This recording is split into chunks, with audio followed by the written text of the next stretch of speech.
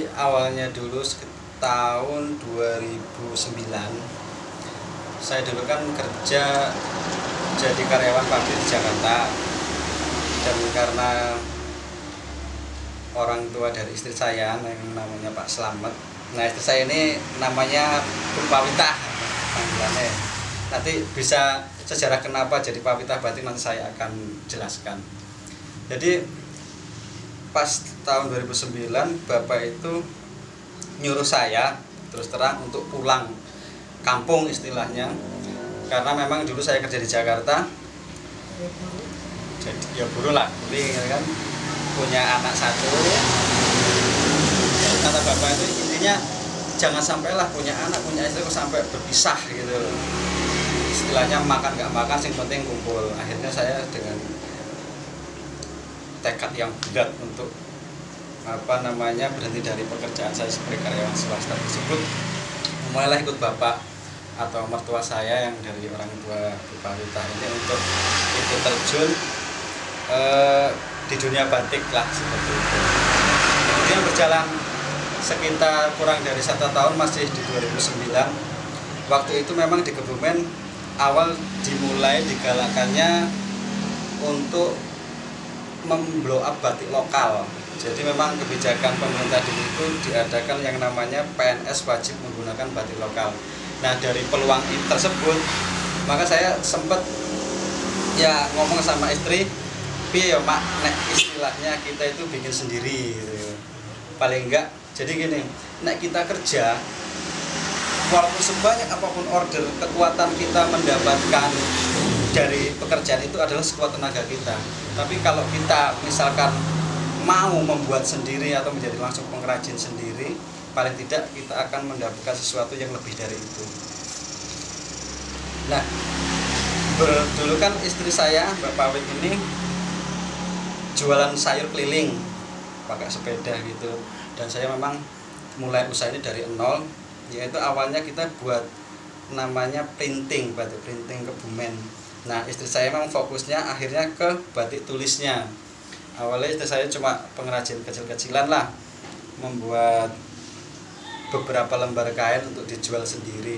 Tapi kan memang kualitas dulu kan belum seperti sekarang ini karena minimnya pelatihan dan segala macam. Akhirnya kita mengumpulkan teman-teman yang memang basicnya dari pembatik untuk yuk bareng-bareng kita batik, nanti hasilnya kita jual bareng-bareng, jangan sampai diserahkan kepada pengepul. Karena memang kalau pengepul itu membeli batik dengan serendah-rendahnya dan untuk menjualnya mungkin mereka setinggi-tingginya. Akhirnya karena kita basicnya pengrajin, tahu berapa sih modal dari bahan bakunya, terus pengerjaannya, nek dihitung dari proses untuk dihitung misalkan harian itu nggak ketemu sama sekali. Karena contoh saja misalkan kain dikerjakan dalam 1 minggu dengan bahan baku mori, malam, terus kemudian lamanya pengerjaan, itu paling kita dapat 50.000 untuk 1 minggu. Nah seperti itu. Dan akhirnya kita pertama asal usulnya kenapa kita bisa berkembang, yaitu pas ada event pameran itu dulu tidak salah event daerah di Widoro yang basicnya adalah Jambore ya, perkemahan di masih tahun 2009 akhir. Mulai dari situ kita mulai mengenal dengan namanya dinas, dulu namanya dinas UMKM ya Mas ya. Perindakop, Perindustrian Perdagangan dan Koperasi. Dari situ kita mulai kenal dengan orang dari dinas, akhirnya kita memperkenalkan bahwa kita juga seorang pengrajin dan kita mempunyai produk. Akhirnya dari event yang satu itu kita mulai diundang ke Perindakop untuk mulai jadi anggota binaan lah istilahnya begitu, untuk akhirnya setiap ada event pameran kita diikut sertakan. Nah mulai dari situ akhirnya kita bisa mengembangkan yang namanya merangkul lebih banyak pengrajin.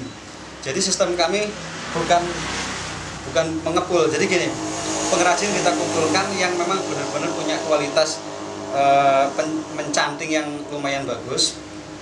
Terus kita koordinir gitu. Jadi sebenarnya Mbak Pawita itu seperti koordinatornya lah. Jadi mereka kita beri bahan baku apapun yang mereka butuhkan, nanti hasil pencantingan yang berupa putihan itu mereka setorkan kepada kami, dan harga akan bergantung kepada halus tidaknya pencantingan dan hasil akhir pencantingannya.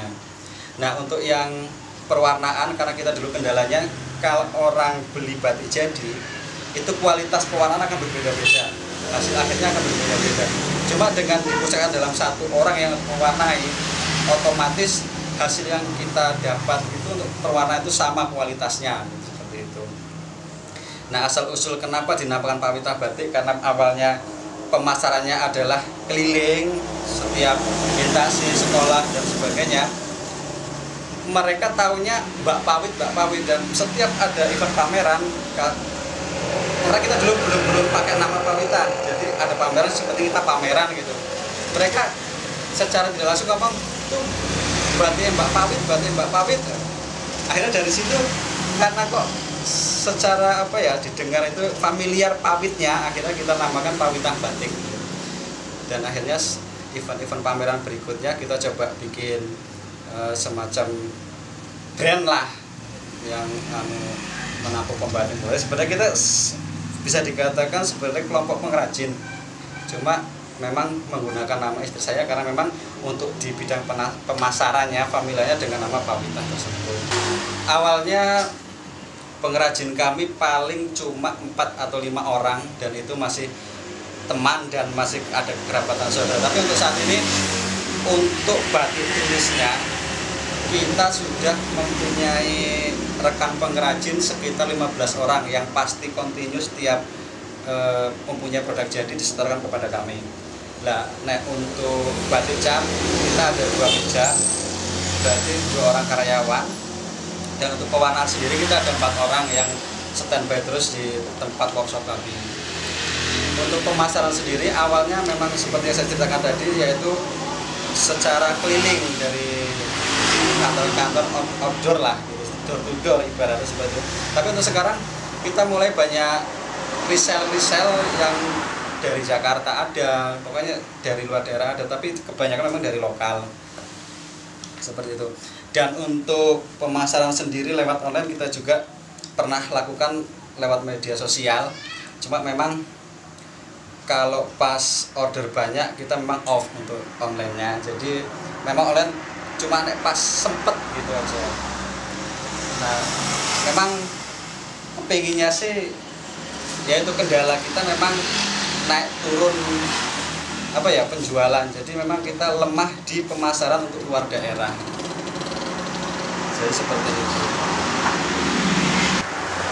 Sebenarnya batik Kebumen yang kita dengarnya dari orang-orang yang tahu batik Kebumen ya, kalau kita sendiri sih nggak mungkin lah menilai batik kita sendiri. Pengalaman pameran kita di Jakarta waktu dari dinas memberikan kesempatan kita ke Inakraf itu yang ajang tahunan. Jadi gini, setelah kita bandingkan batik Kebumen itu ternyata memang masih asli, terutama untuk batik klasiknya. Misalkan untuk daerah Pekalongan, Solo, Jogja, kebanyakan pengrajinnya itu udah memasukkan sistem kontemporer atau sistem yang baru ke batik yang khas mereka. Jadi misalkan sekarang dikenal dengan batik print malam, jadi tidak semua batik yang harusnya memang full dengan proses mencanting sekarang bisa digunakan dengan malam dingin yang disablonkan seperti itu. Dan sebenarnya gini, kadang orang Kebumen sendiri itu kurang menghargai batik Kebumen.